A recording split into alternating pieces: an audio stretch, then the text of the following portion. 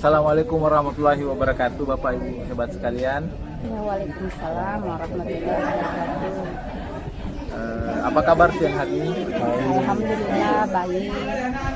Alhamdulillah. Pada kesempatan kali ini kita akan melakukan latihan coaching. Namun sebelumnya izinkan saya memperkenalkan aktor kita pada kesempatan kali ini. Saya akan bertindak sebagai observator, Bu Nurlela akan bertindak sebagai coach dan Pak Rifan sebagai coachee. Sebelum kegiatan coaching kita mulai, ada beberapa hal yang ingin saya sampaikan kepada Bu Nurlela sebagai coach nantinya tentang kompetensi yang harus dimiliki seorang coach. Pada pertemuan ini saya akan mengobservasi Ibu dengan beberapa rubrik yang ingin saya kembangkan. Yang pertama, saya akan mengamati alur tirta pada coaching kita pada hari ini, meliputi tujuan identifikasi, kemudian rencana aksi dan tanggung jawab. Semoga nanti akan tampak pada kegiatan kita. Yang kedua adalah kompetensi yang dimiliki Bu Nurlela nantinya. Kau boleh tahu kira-kira kompetensi coaching apa yang Ibu akan kembangkan pada kesempatan kali ini? Baik Pak, sebelumnya saya ucapkan selamat kita bertemu pada edisi coaching kali ini. Adapun kompetensi yang akan dikembangkan pada kegiatan coaching kali ini, yang pertama yaitu kehadiran penuh atau mindfulness. Kemudian kompetensi yang kedua mendengar aktif. Kemudian yang ketiga bagaimana mengajukan pertanyaan yang berbobot. Oke, berarti ada 3 kompetensi Bu ya yang akan dikembangkan. Nah, dari ketiga kompetensi itu kira-kira yang Ibu kembangkan yang mana secara spesifik? Yang nanti supaya saya pusatkan pada observasi itu nanti. Ya baik Pak, untuk kegiatan coaching kali ini saya akan mengambil indikator mengajukan pertanyaan yang berbobot, di mana indikator ketercapaiannya saya sebagai seorang coach berharap dapat memfasilitasi coaching agar menemukan solusi atas permasalahan yang dia hadapi. Kemudian yang kedua, bagaimana si coaching memunculkan ide baru atas potensi yang dimilikinya untuk menyelesaikan masalah tersebut. Barangkali demikian. Oke, jadi ini saya catat dulu ya, bahwa dengan mengajukan pertanyaan berbobot, harapan utama Bu Lela itu nantinya coach dapat menemukan solusi dari permasalahan yang dihadapi saat ini, dan yang kedua bisa menstimulus coach memunculkan ide baru. Begitu Bu Lela ya? Betul Pak. Oke Bapak Ibu sekalian, pada kesempatan ini selanjutnya saya akan mempersilahkan Bu Lela untuk sebagai coach untuk memulai kegiatan coaching kita pada siang hari. Silakan Bu Lela.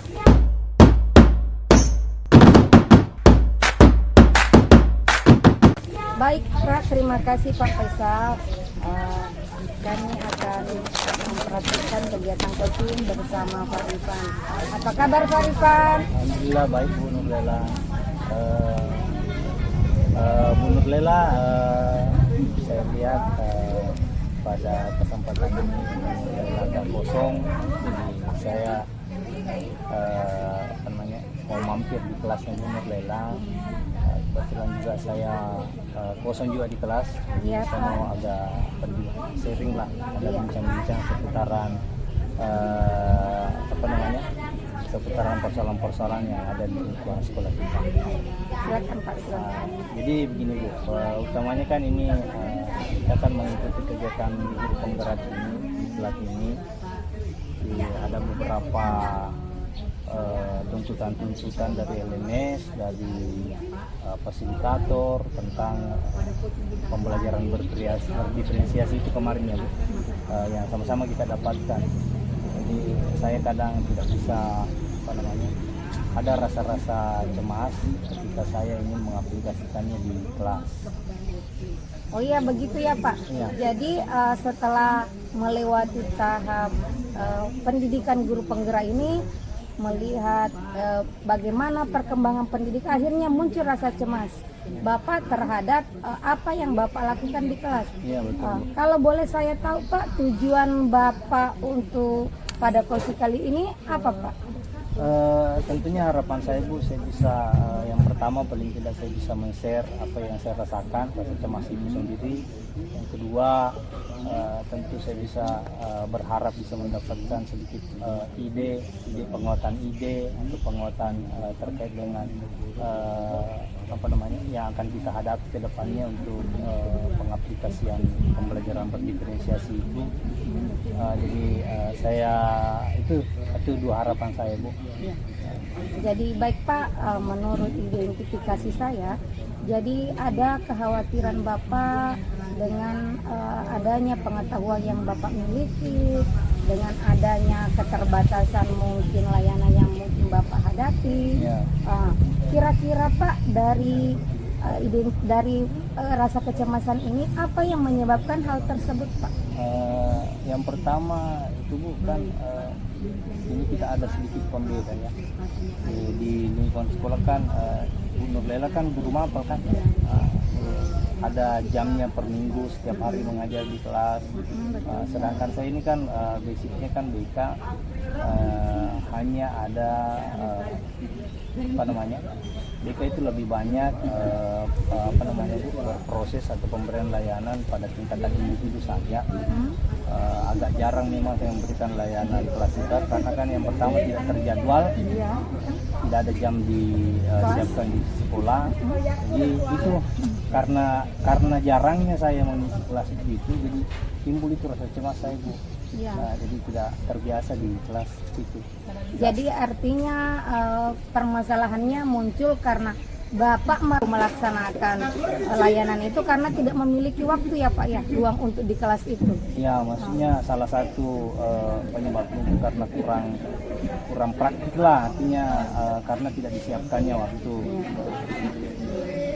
Baik Pak, kira-kira dengan adanya masalah yang dihadapi Bapak, misalnya tidak memiliki waktu yang banyak di kelas untuk melakukan layanan, ada tidak cara yang bisa Bapak lakukan agar masalah ini bisa teratasi? Sebenarnya sih simpel sih sebenarnya Bu, artinya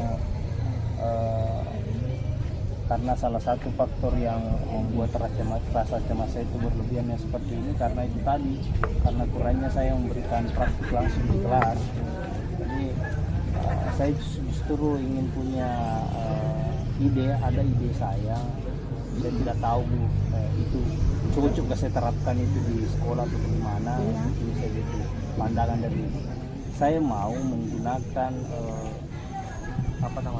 jam-jam pengembangan diri di hari Jumat dan pada saat kegiatan-kegiatan ekstrakurikuler di sore hari, saya ingin mengundang siswa dalam bentuk kelas-kelas kecil untuk memberikan layanan-layanan klasikal, sehingga itu juga menjadi wadah untuk saya melatih pembelajaran berdiferensiasi itu. Pembiasaan lah Bu istilahnya. Ya, betul Pak ya. Jadi yang Bapak ingin lakukan untuk mengatasi kecemasan tadi adalah salah satunya melakukan layanan pada jam pengembangan diri ya Pak ya, pada hari Jumat.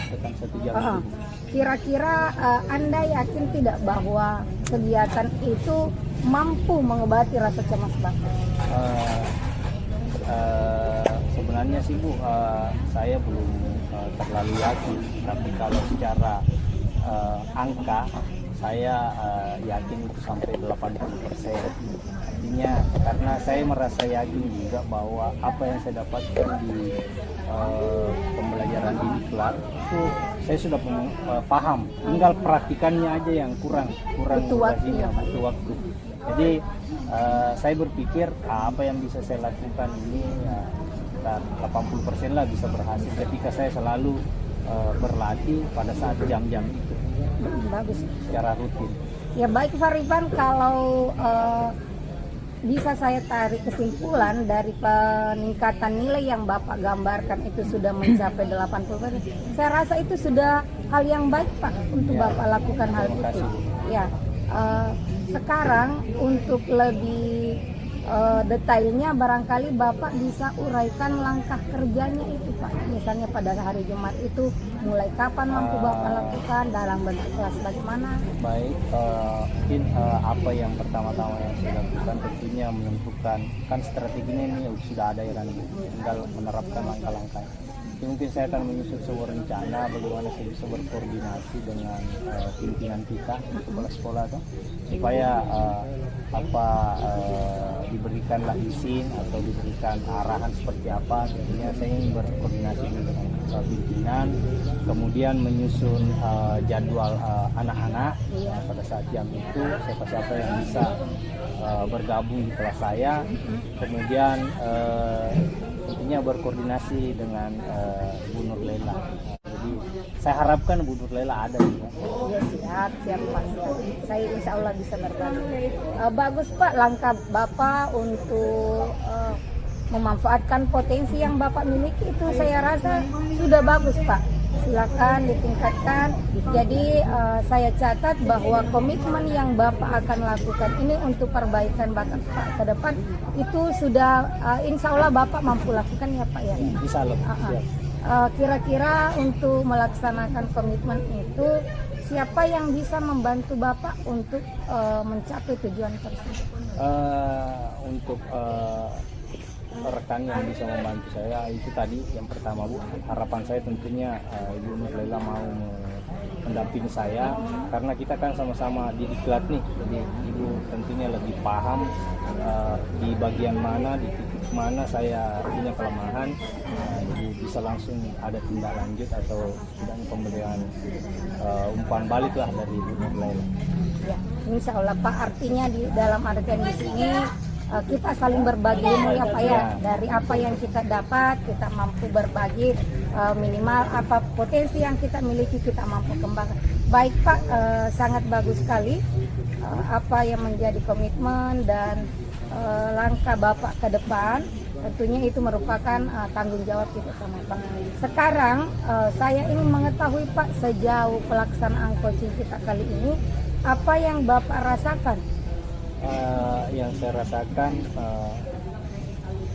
tentunya seperti pertanyaan Ibu sebelumnya, sebelum dan sesudah, tentunya saya merasa apa ya Bu, merasa agak sedikit beban saya secara psikis itu berkurang.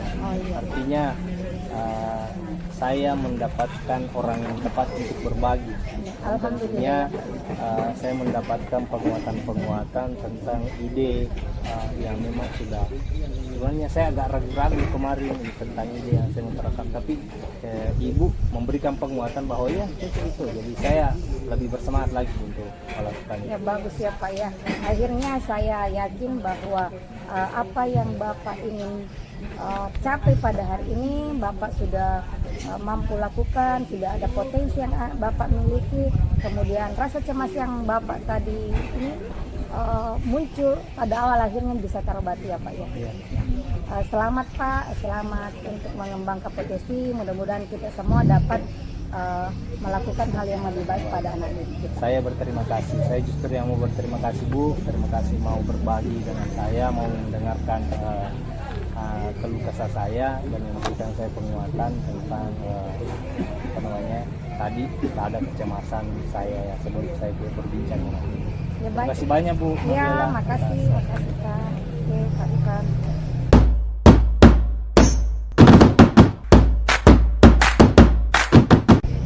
Baik, terima kasih Bapak Ibu hebat sekalian. Untuk setelah observasi akan ada beberapa pertanyaan yang akan saya ajukan kepada Bu Nur Lela tentang kegiatan kita baru-baru ini. Yang pertama, bagaimana kira-kira Ibu menilai sendiri performa dalam kompetisi tadi, terutama ini kan yang mau dikembangkan tadi adalah pertanyaan bobot. Bagaimana kira-kira Ibu menilai diri sendiri tentang bagaimana performanya Ibu tentang pertanyaan bobot tadi? Kalau saya sih secara pribadi Pak, bahwa pertanyaan yang saya ajukan minimal sudah memancing dan menggali potensi apa yang dimiliki si coach sehingga si coaching memiliki tujuan daripada coaching tadi, kemudian mampu menggali potensi atau ide yang dimiliki oleh si coaching tadi. Akhirnya tujuan apa yang menjadi tujuan bisa menjadi menerapkan langkah kerja, kemudian komitmen dan tanggung jawabnya nantinya. Oke, berarti mengenai demikian ya tentang performa yang tadi. Nah, apa boleh saya menyampaikan hasil pengamatan saya selama? Oke. Baik, yang pertama saat saya mengamati pada bagian menanyakan tujuan, yang pertama, yang kedua bagaimana itu memancing kekhawatiran tentang pembelajaran diferensiasi tadi, yang ketiga adalah basicnya Pak Arifan tadi yang katanya guru BK yang tidak masuk di dalam kelas sehingga beliau merasa khawatir tentang pembelajaran diferensiasi ini sudah sesuai dengan bahkan lebih tinggi dari standar kita yang kita inginkan. Bagaimana menurut Ibu pada bagian itu? Bagaimana Ibu bisa berpikiran untuk menanyakan hal-hal seperti itu kira-kira? Kalau saya Pak lebih ke mindfulness, jadi menggunakan teori mindfulness untuk mengetahui maksud dan tujuan dari si coach tadi. Kemudian menggali terus informasi berdasarkan identifikasi masalah yang dihadapi oleh si coach. Akhirnya memunculkan sebuah pertanyaan berbobot agar si coach ini mampu menggali potensi berdasarkan tujuan yang akan dicapai. Yang kedua Bu, namun demikian pada bagian saya masih melihat hal-hal yang masih perlu dikembangkan, terutama rasa cemasnya Pak Arifan tadi.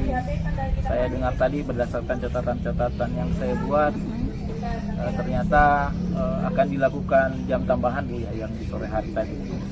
Nah, Pak Arifan sampaikan bahwa akan disampaikan kepala sekolah, tetapi barangkali perlu pertanyaan berbobot tambahan lain, seperti misalnya menanyakan kepada orang tuanya apa boleh diperbolehkan tidak pada sore hari. Jangan sampai orang tuanya berharap siswanya datang ke sekolah tapi mainnya di tempat lain. Kira-kira solusinya apa? Barangkali itu saja. Kemudian yang selanjutnya, rencana tidak lanjut dari kegiatan ini kira-kira untuk Pak Arifan ke depannya kira-kira seperti apa Bu? Artinya Pak Arifan sudah melakukan rencana aksi yang tepat, mencoba melakukan tindakan yang bisa mengurangi rasa cemas yang dia hadapi. Perbaikannya barangkali tetap melanjutkan kegiatannya dan terus melakukan refleksi apa yang menjadi kekurangannya, mungkin seperti itu. Kira-kira sebagai seorang coach, kira-kira kapan bisa dikembangkan sekolahnya kegiatan-kegiatan seperti ini? Ya, kalau saya Pak yang seperti tadi yang diuraikan, berarti minggu setelah adanya rasa cemas itu dan konsultasi ini sudah bisa dilakukan. Oke. Semoga bisa Bu Lela ya. Baik, banyak. Saya sampaikan kepada Bu Lela bahwa diskusi dan hasil observasi kegiatan coaching kita pada siang hari ini akan saya catat pada supervisi akademik nantinya yang akan saya lakukan. Sebagai penutup kegiatan kita pada siang hari ini, apa kira-kira Ibu dapat dari proses yang kita laksanakan pada sore hari ini? Ya. Kalau saya sih Pak, manfaat yang ditemukan pada sore hari ini, saya katakan bahwa ini sangat bermanfaat. Minimal membantu semua pengetahuan kita bagaimana menjadi seorang coach, bagaimana menjadi coach, mengetahui masalah, kemudian bagaimana sebagai pengamat untuk memberikan umpan balik atau refleksi terhadap situs tadi. Terima kasih Bu Lela, terima kasih Pak Arifan. Wassalamualaikum warahmatullahi wabarakatuh. Demikian pertemuan kita pada sore hari ini. Semoga ini kita bisa refleksikan bersama-sama untuk selanjutnya kita laksanakan di sekolah masing-masing. Wassalamualaikum warahmatullahi wabarakatuh. Waalaikumsalam warahmatullahi wabarakatuh.